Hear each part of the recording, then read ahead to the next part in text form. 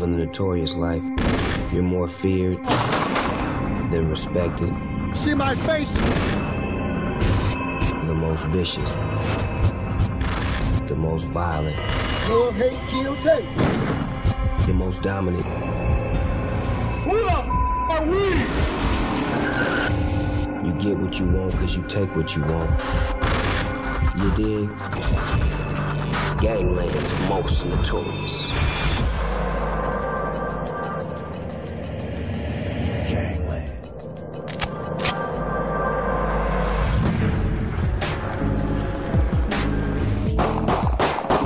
There are about 1 million gangsters stalking America's streets. They can be found in every state and every city. If the police come right here, we beating their ass. Through unprecedented access to this lawless world. It was just about killing, killing, killing. We've told their violent stories. All I wanted to do was hurt people. And revealed their dirty secrets. If they were making fun, but they did something serious to us, we'd burn them alive. Along the way, certain gangsters stood out due to their frightening and vicious ways of life. Now, for the first time, Gangland has gathered the most hardcore G's to reveal. My most notorious.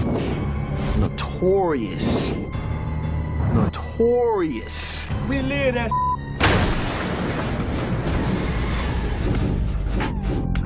Grammy-nominated rapper Snoop Dogg was born and raised in the ganged-up neighborhoods of Long Beach, California.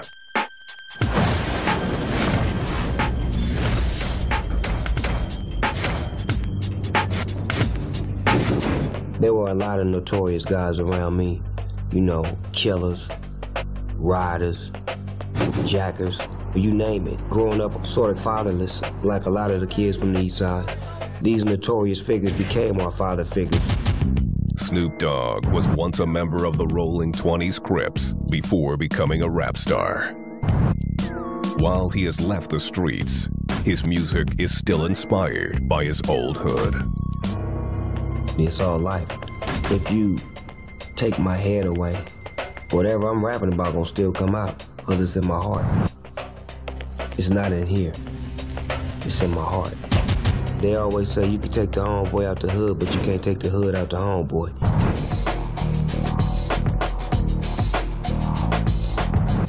The streets also provided inspiration for gangster rap pioneer Ice-T.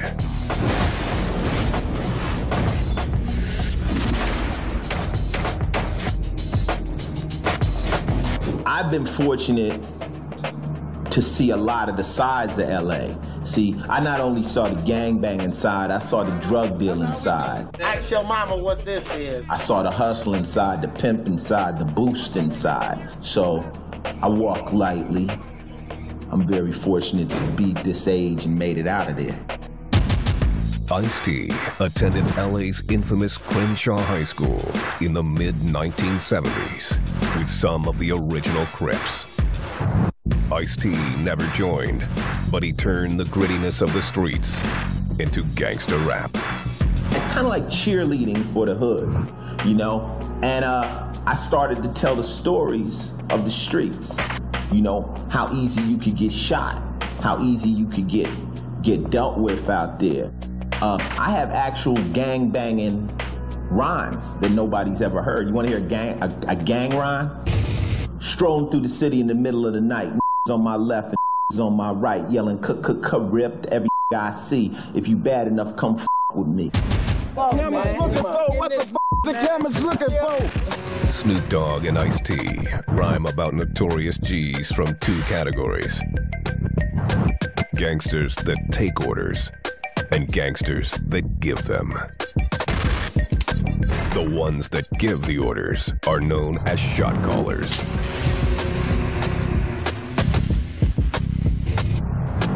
Shot caller. Those are the people in the set that can actually make things happen. Those are the people you need to know. Once you become the shot caller, the whole world knows.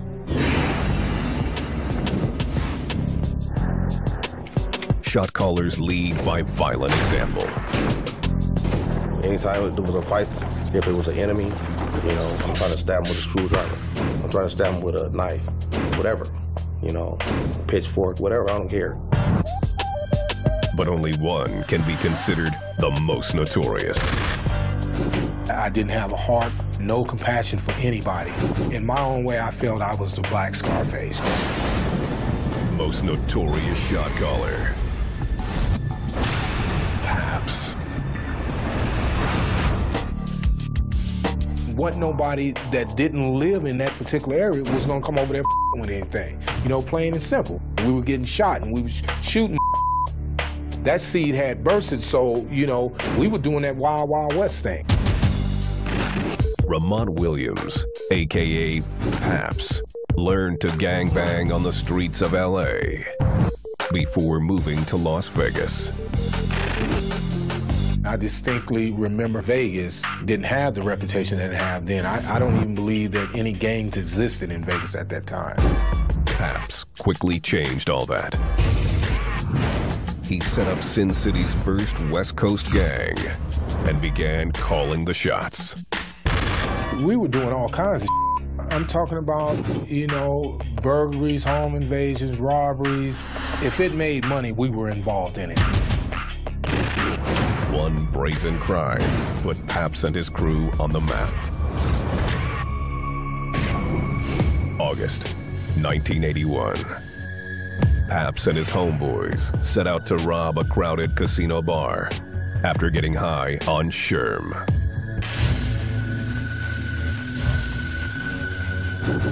He ended up in a shootout with the cops.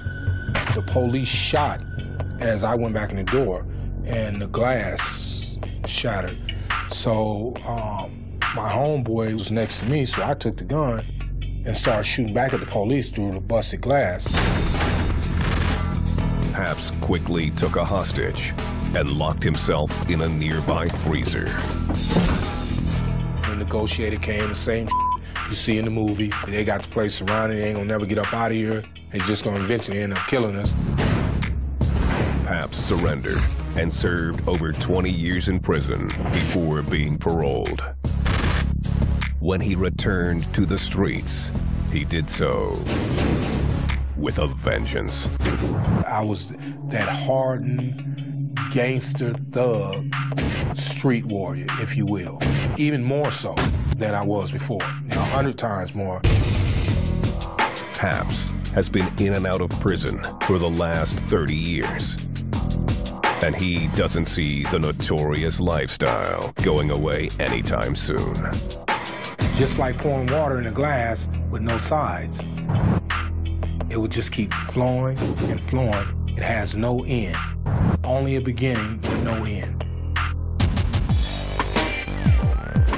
But for many notorious gangsters, there is an end. A violent one. Violence is the glue that keeps the organization going.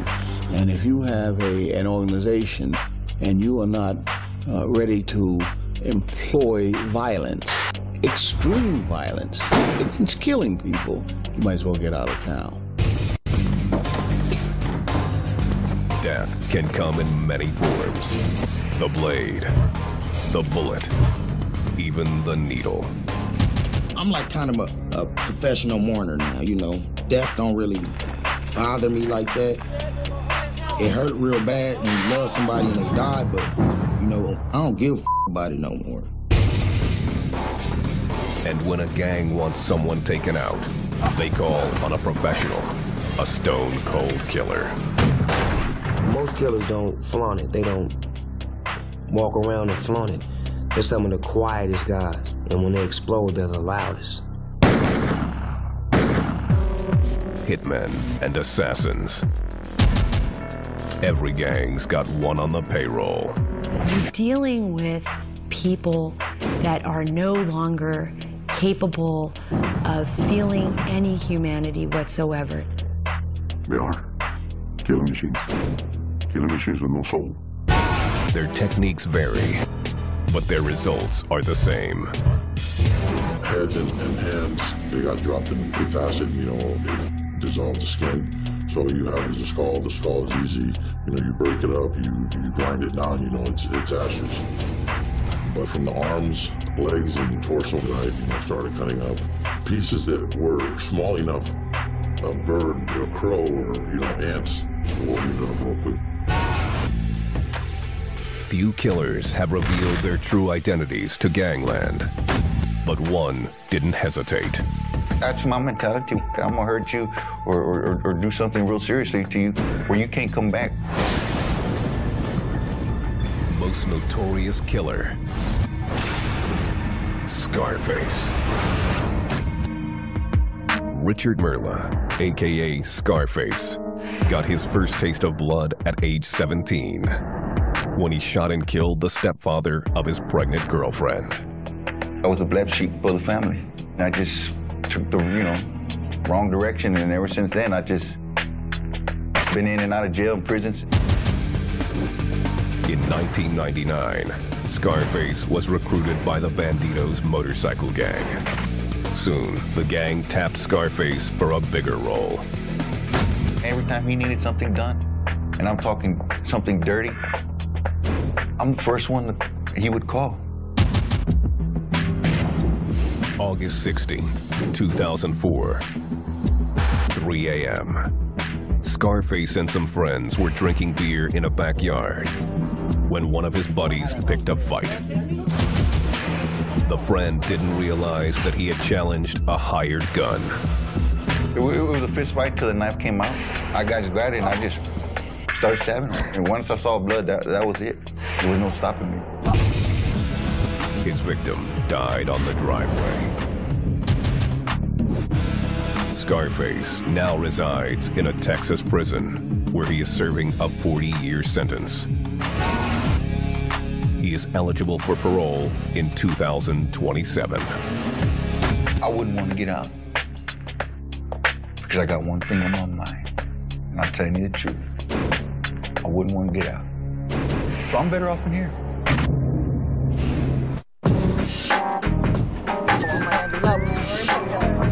The gangster life. I'm from the streets, and this is what's up. Look, bullet wound right there. Still fresh and kind of looking ugly. Thousands aspire to live this violent, vicious lifestyle. The hood is where true gangsters are made. The hood is the jungle. So the most vicious, the most violent animal is gonna survive. This the biggest hole you ever seen. The street has its own laws, its own government, and even its own military. Gangs. There's a lot of politics that go on in there, and gangs are a big part of it. You better respect them. They're like the army. On the front line are the street soldiers. The street soldier is someone who's always on call, ready to go get it done, no matter what time it is. You need somebody hit, you need somebody touched, you need somebody scared, you need somebody shook up. That's what a street soldier does, by any means necessary at all times. Every street soldier has one thing in common: a fierce loyalty to his hood. West Sound. Real crip, Compton. It's not only his home, but also his livelihood. You got your blows, your rocks, or your weed. That's how we do it. Look at that. Most gangs rely on the money they make selling drugs. And soldiers will do anything to defend their territory. You got all these buildings shooting at you at one time, bullets flying past your head. So many different gunshots. Boom, boom, boom. The threat of death means nothing. Dying is part of it. That's the way it has to be. And that's the mentality that even the youngest gang member has. You go out there half-ass gangbanging, you're not gonna survive. That's the scar from where they cut me open. This is where I got shot 9 times in the chest, stab wound. I've been shot 23 times on different occasions. I've been shot in the head, point blank, 9 times in the chest and stomach. I got shot in the balls. Only the most notorious street soldiers have been to the brink and lived. The most notorious street soldier, Little Bear.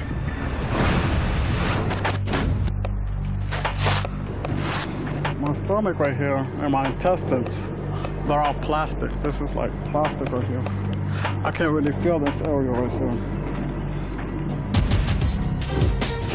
Few have paid more of a price than La Gran Familia's Hugo Rocha, aka Little Bear. Despite his injuries, including damage to his hearing and speech, Little Bear feels lucky to be alive. To tell the truth, when I started gangbanging, I told my dad I wasn't gonna live to be 18. Growing up in Atlanta, Little Bear was introduced to the gang by his friends. We'd be tagging, smoking, drinking, skipping school. I mean, we'd be breaking into houses, stealing cars. In 2003, Little Bear was outside his girlfriend's apartment when a rival gang member rolled up and pulled a gun. He shot me. He shot me in my leg. When I first started running, that's what made me fall. I got back up. He shot me 7, 8 more times in my stomach. Little Bear was rushed to the hospital and slipped into a coma. He woke up 3 months later. I couldn't talk, eat, move. I couldn't do anything, and I didn't even know who I was. Little Bear now uses his gruesome scars to show the consequences of being a street soldier. I'm actually glad the guy shot me, because if he wouldn't have shot me, I really wouldn't know where I'd be now. I'd probably be dead, or I'd probably in prison. There's no shortage of recruits in the hood. They're seduced by the promise of power. Street soldiers believe that this is the easy way to make money, gain prestige, power, and control. But for the most part, they never make it. Only a few select gangsters live past their teenage years. The most respected are those few who live long enough to be considered OGs. The OG, the one who basically put the foundation down, who did it when it wasn't to be done, who basically lasted the longest. OG means first generation. What original means is before.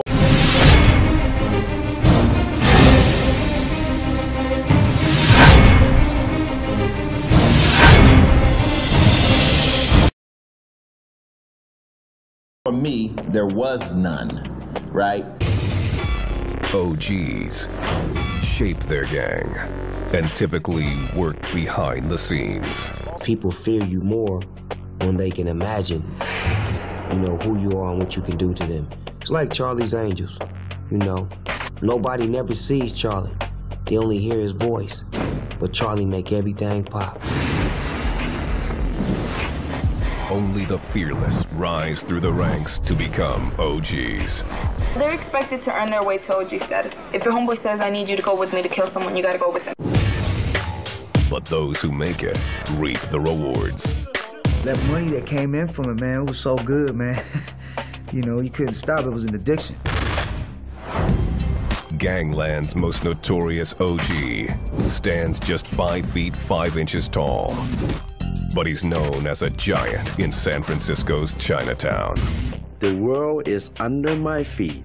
I'm not thinking I'm God, but in this city, I'm the man that called a shot. Most notorious OG, Shrimp Boy. I run this city. Who can tell me something I cannot do? Nobody. Raymond Chow, aka Shrimp Boy, started his ascent at an early age. By the time he was a teenager, Shrimp Boy was a trained martial artist He was also a vicious street soldier with San Francisco's Hop Sing Boys. I just want to be the best gangster, be the best fighter. You, in your mind, you set it to, you want to kick my ass. In my mind, I'm killing your ass. Shrimp Boy became the gang's leader, selling drugs and making serious cash in Chinatown's illegal gambling halls. We involved with directly organized crime. We're dealing with drugs. We're dealing with money, gambling. Raymond was the hands-on guy. He was the one that personally involved in a lot of criminal activities, and he was the violent one. The money and power were irresistible. One dinner, we spent $30,000. Anything you dream of it. We go to bed with 7 girls. Ain't that fun? I mean, can you handle 7 girls at one time? No.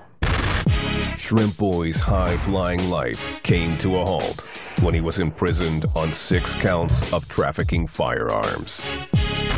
Now, Shrimp Boy says he's trying to go legit. I just want to be the normal people. Just be accepted by my community. Not to be alone like inside the prison. Is he just doing a good job of pulling the wool over everybody's eyes? Maybe he is. We'll find out if he ever gets busted again, I suppose.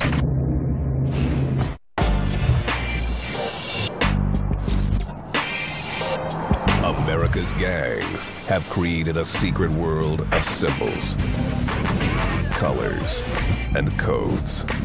Misinterpret any of them, and it could lead to death. Hand signs, go up the phone, slang. Gangsters have many ways to scare off rivals. Don't be scared. Even the walls in the hood have a voice. What we got here is some real standard NSM graffiti. See the N, S with the 2 lines through it, M for Northside Mafia. The walls are like newspaper, you know, of the neighborhood. Tagging is just one way that gang members represent. Gang life, representing, tagging on the wall, spray paint, disrespecting, crossing out. That's all part of gang lifestyle. But tagging isn't limited to the streets. For some gangsters, the only way to truly represent is with permanent ink. 713, Houston, H-Town, City of Houston skyline. When you get tattoos to represent your neighborhood, or you crossing out another neighborhood on your body, or you putting the city across your chest, you know, which bring respect. Yeah, LMG right there. But it's basically my hood, you know, something I live by, die by. The I represents strength and knowledge. To know all. Pyramid is like power, foundation. I did that myself with a straight razor. That's a blood loss. That's north for life. I'm in these streets. I am the streets. Some tats symbolize a gangster's history. Others pay tribute to fallen homies. My cousin died in 05 in Baden on the north side of St. Louis. Got 2 shots to the head. But only the most notorious dare to flaunt their ink everywhere. With attitude to back it up. I love to kick ass. I'll come at you with a smile, but I will fight you just because it's cloudy outside. You know what I mean? Most notorious ink. Boxer. Steve Fierro, a.k.a. Boxer. He's an enforcer with the Mongols motorcycle gang. When there's people out there who don't really agree with what has to be taken care of, I make sure that they agree with it. I don't take no for an answer. Boxer earned his nickname at an early age. My parents don't even call me by my given name. I'm even Boxer to my parents. His body ink shows his fierce dedication to the Mongols. I'm proud of my club, so I want everybody to know about it. A lot of them have different meanings. You know, we got the brother heads on us, like this. The MFFM that I have right here on my chin, it's Mongols forever, forever Mongols. This is telling you that I really don't give a about you, and if you want to do something, you can do it. Boxers Inc. reflects his philosophy. Go big or go home.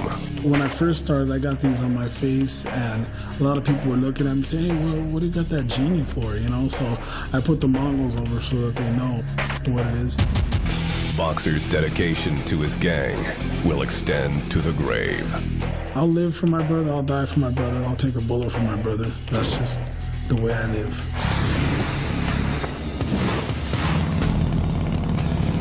This undying loyalty is typical for all members of OMGs.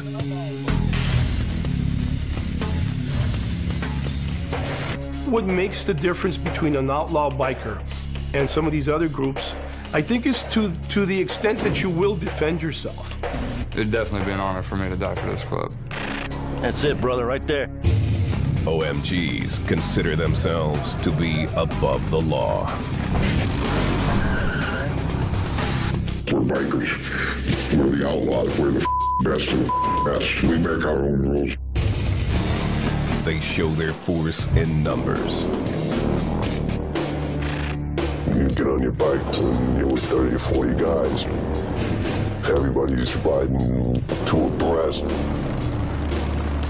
It's like having an extension of your, you know. Those who break the rules face serious consequences. It ain't no little girls club, man. This is the man's club. You want to man up, you're gonna up. You're gonna take the man punishment. You don't want to take that? Take your little squat ass out the door.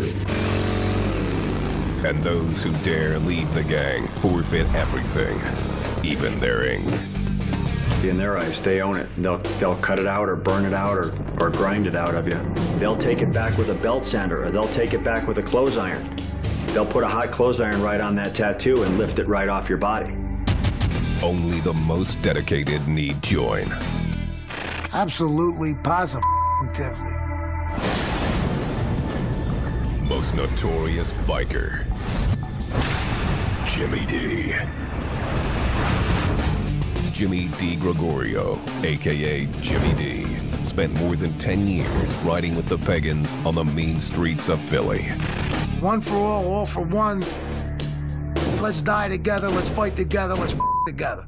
For Jimmy D, the Pagans were the doorway to a life of debauchery. If there wasn't group sex, I never would have joined the Pagans. It was one big orgy. Everybody get naked and jump in a pile. Life in the fast lane required a boost. For the Pagans, that came in the form of methamphetamine. Meth is the key drug of most motorcycle gangs, most bikers. It keeps you up, makes you party longer, makes you ride longer. Jimmy D cooked pure meth for the gang. They then developed ingenious ways to increase profits, cutting the meth with different substances, including baby laxative. Mannitol. And the best part is, people used to do a line snort, a line of meth, and have to go to the bathroom. And when they went to the bathroom, they would come out and go, man, that's good stuff, I had to go to the bathroom. Little did they know, it was because they were doing baby laxative. Jimmy D was making so much money that he caught the eye of the Italian Mafia. Nicky Scarfo was the boss of the Philadelphia mob. At some point, he decided that we were going to pay a street tax to the mob to be allowed to deal drugs in Philadelphia. He lost his mind when he thought that he could shake down the Pagan Motorcycle Club for street tax. Jimmy D responded by kidnapping 2 mobsters and shooting one of them in broad daylight. And I got out of the car and shot him in front of the cops. Jimmy D's stint in jail was short-lived. The time meant nothing to him. When the Pagans go to take care of business, they go to take care of business. Repercussions don't matter. Results don't matter. It's brotherhood.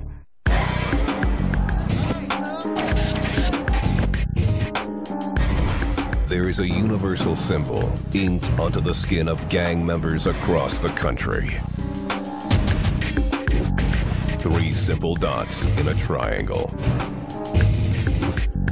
It represents the only 3 possible outcomes of gang life: prison, a hospital bed, or the grave. Prison can be like death. At some point in the time, in a criminal's mind, you think you slick. There's some kind of ego that goes with it, you know, but that's quickly erased with prison. Inside, there are only 2 types of gangsters. You either a wolf or a rabbit. And ain't no in between. You either a wolf or a rabbit. Rabbits get ate.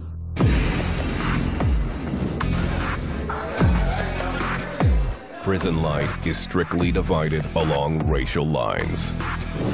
Well, in prison, the gang system is completely different than the streets.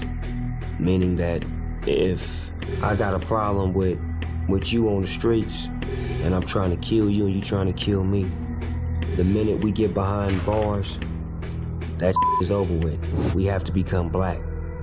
And it's a race thing now. These guys like to segregate themselves on this yard by race. Off to my left, you see the inmates over here. This is our white area. Over here, you'll have your skinheads. And then off to the right, you'll have your Southern Mexicans from Southern California. Serranos is what we call them.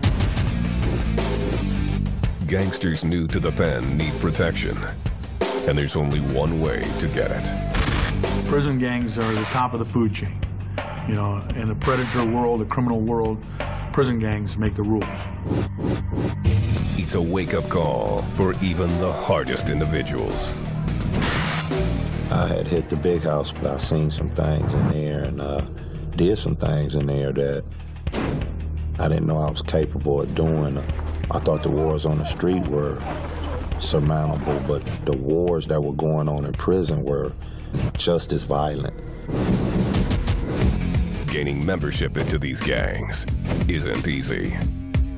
We consider ourselves to be professional criminals. We didn't take or accept rapists or child molesters or snitches or nothing like that. You had to be vicious. If you took a guy out and just butchered his ass in front of everybody, other people seen that and they didn't want it happening to them. Yet even among this dangerous group, some cons stand out. Violence got the message across, like nothing else could. You could talk till you were blue in the face. But the thing they did understand, particularly in a controlled environment where you can't get away, was violence. Most notorious convict, Big Mike. You killed a man, you cut his head off and kicked it down the walkway to instill fear in individuals. It was extreme, it was extraordinary. It was unlike anything that you saw anywhere else. Michael Thompson, AKA Big Mike, was serving a life sentence at California's Folsom State Prison when he first hooked up with the Aryan Brotherhood. I was extremely naive about the way things were and how things operated. Well, this is the big house, and this is where the big boys play. At 6'4" and weighing 285 pounds, he was seduced by the promise of brotherhood and unity. They make you feel good, make you feel proud, make you feel like you're a part of. And of course, all of us are looking for that, particularly in prison. Big Mike mastered the art of war. His weapon of choice, the shank. When you engage in a knife fight, and you're driving up on a man and you feel that knife enter his body, and that air comes out of him, and you feel that energy drained, it changes your life forever. I don't care who you are.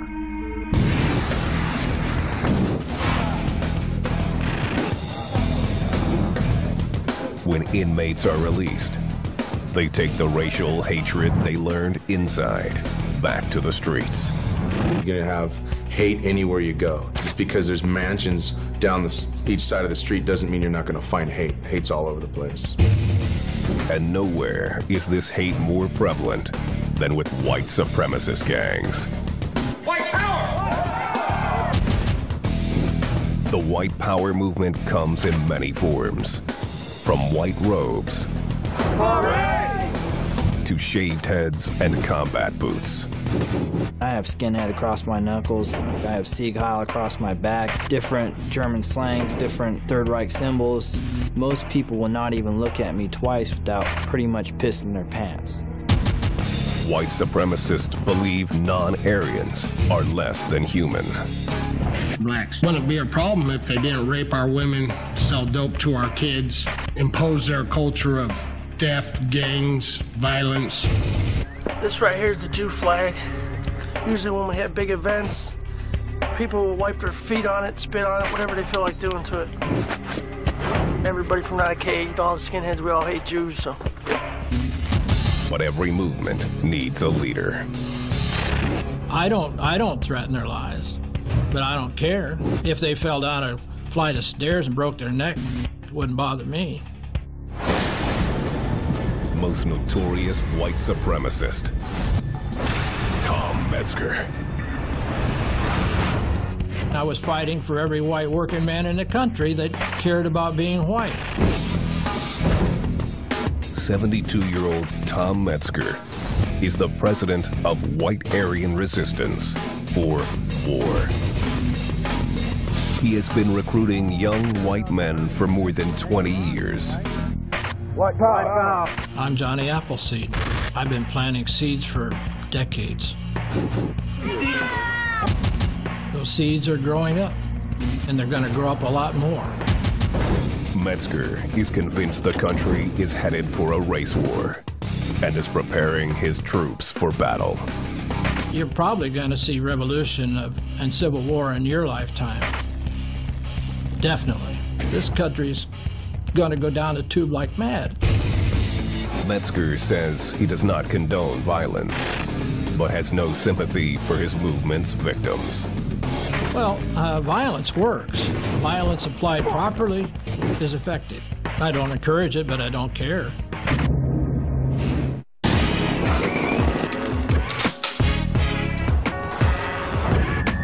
Notorious gangsters come in many forms.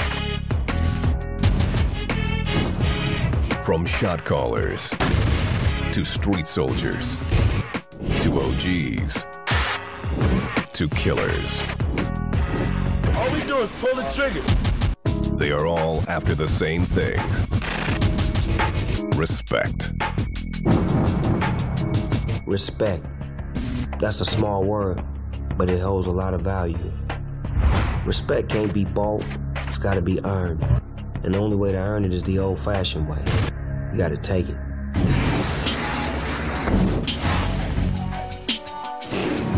But of the hundreds we've met on gangland, only one has enough respect to be considered the most notorious gangster. They call it the Grim Reaper, looking for a life to snatch. Most notorious gangster. Boone.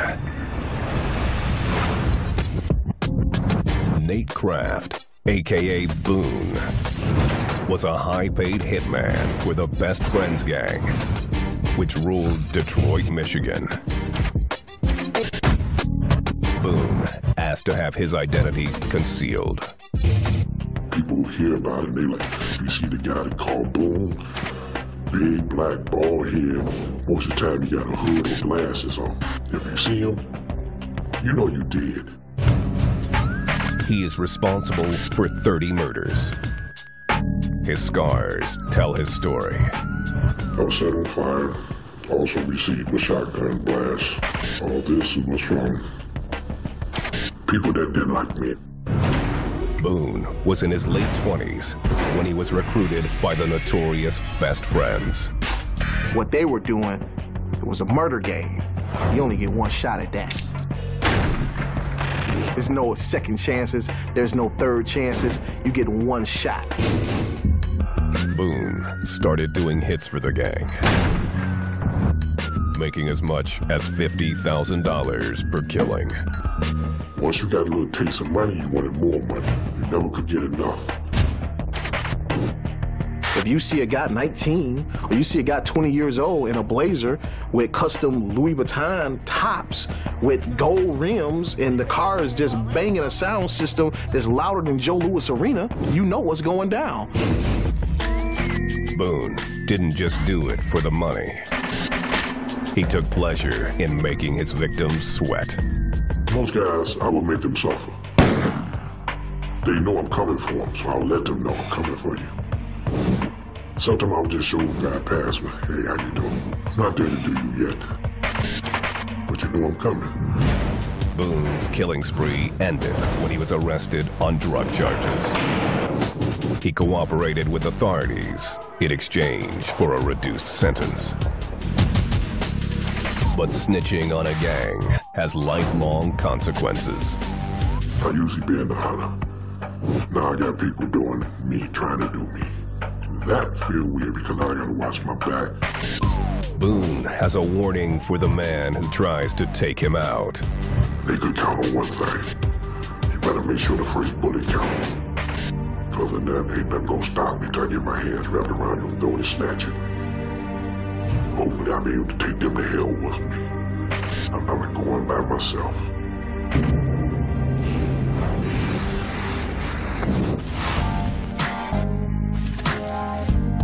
Snoop Dogg and Ice-T have climbed from the depths of the hood.